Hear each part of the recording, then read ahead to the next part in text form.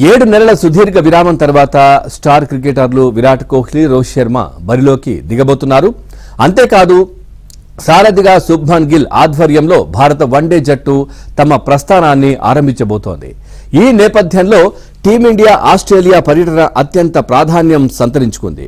3 వన్డేల సిరీస్లో భాగంగా ఇవాళ జరిగే తొలి పోరుకు పెర్త్ వేదిక కానుంది.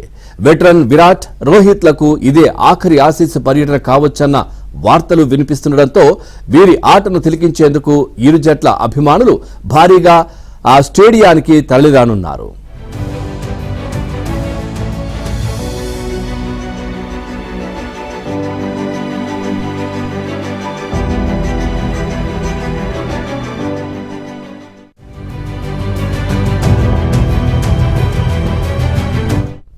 ఏడు నెలల సుదీర్ఘ విరామం తర్వాత స్టార్ క్రికెటర్లు విరాట్ కోహ్లీ, రోహిత్ శర్మ బరిలోకి దిగబోతున్నారు.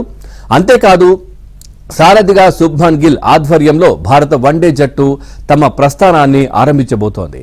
ఈ నేపథ్యంలో టీమిండియా ఆస్ట్రేలియా పర్యటన అత్యంత ప్రాధాన్యం సంతరించుకుంది. 3 వన్డేల సిరీస్లో భాగంగా ఇవాళ జరిగే తొలి పోరుకు పెర్త్ వేదిక కానుంది. వెటరన్ విరాట్, రోహిత్లకు ఇదే ఆఖరి ఆసీస్ పర్యటన కావచ్చన్న వార్తలు వినిపిస్తుండటంతో వీరి ఆటను తిలకించేందుకు ఇరు జట్ల అభిమానులు భారీగా ఆ స్టేడియానికి తరలిరానున్నారు.